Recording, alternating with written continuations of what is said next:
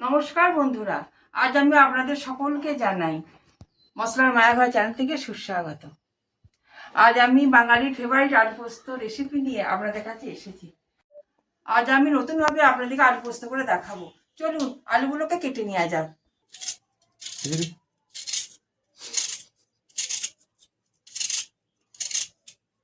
আমি 4টে আলু নিয়েছি। এই 4টে আলুকে কুচি কুচি করে কেটে নেব।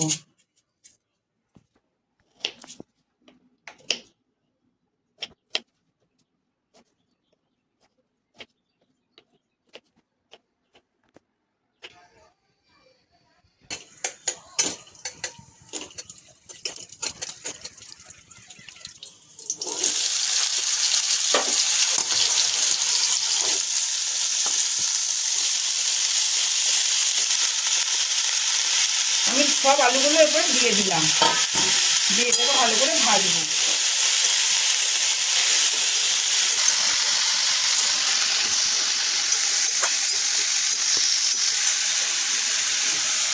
এর মধ্যে আমি নুন দেব আর দেবে একটু কাশ্মীরি লঙ্কা গুঁড়ো। এটা হলুদ দিলেও হয়, কিন্তু একটু কাশ্মীরি লঙ্কা গুঁড়ো দিচ্ছি কালারটা আসার জন্য। তাহলে পোস্তর কালারটা খুব সুন্দর আসবে, সেই জন্য আমি কাশ্মীরি লঙ্কা গুঁড়ো দিলাম। অলমোস্ট আলুটা আমার ভাজা হয়ে গেছে। এরপর আমি এটাকে ঢাকা দিয়ে দেবো যাতে আলুটা একটু সিদ্ধ হয়। ঢাকা দিয়ে দিলাম, আঁচটাও লো করে দিয়েছি। এরপর আমি পোস্তটা ভিজিয়ে নিই। আমি একটা পাত্র নিলাম, এতে আমি পোস্ত নিচ্ছি।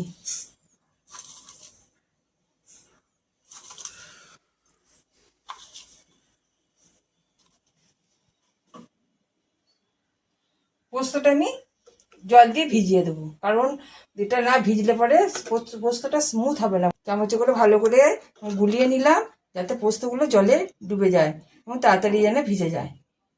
কারণ এটা আধ ঘন্টা রাখলে খুব ভালোই হতো। আমি তো আধ ঘন্টা রাখতে পারছি না, আমি 10 মিনিট রেখে দিচ্ছি।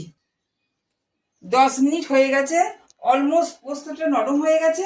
এরপর আমি মিক্সিতে বেটে নেব। আমি ব্লেন্ডারে পোস্তটা নিয়ে নিয়েছি। এটাতে আমি 3টে কাঁচা লঙ্কা দিচ্ছি। আপনারা যদি ঝাল খান আরও লঙ্কা দিতে পারেন। এটাকে আমি এরপর ব্লেন্ডারে পেস্ট করে নিচ্ছি।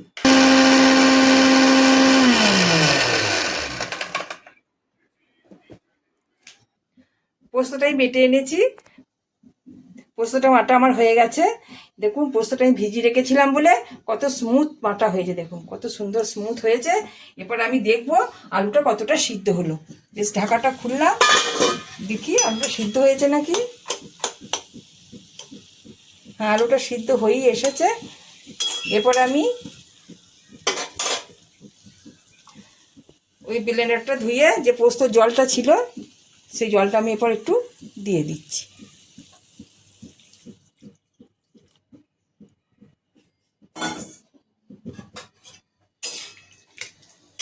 নাড়াচাড়া করে আমি এরপর পোস্তটার মধ্যে দিয়ে দেব।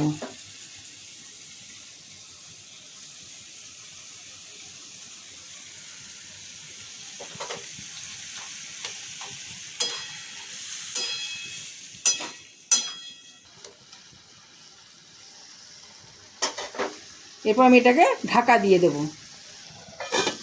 ঢাকা দিয়ে দিলাম, ঢাকাটা খুললাম। পোস্তটা মনে হয় হয়ে গেছে। হ্যাঁ, পোস্তটা হয়ে গেছে। বাঙালির নিরামিষ খাবার মানেই পোস্ত। নিরামিষ খাবারে পোস্ত ছাড়া অসম্পূর্ণ।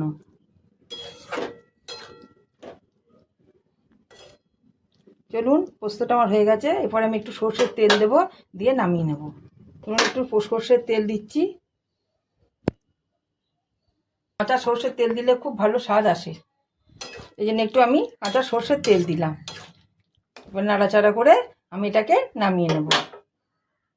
আজকে রেসিপি গরম গরম আলু পোস্ত রেডি। দেখ বাবু কেমন হয়েছে। কি করেছো গো মা, দেখেই তো জিভে জল আসছে। আসলে গরম ভাতে গরম গরম আলু পোস্ত একটা বাঙালিদের জিভে জল আনা সেরা কম্বিনেশন। এর থেকে ভালো কিছু মনে হয় হতেই পারে না, বলো মা? ঠিক তাই।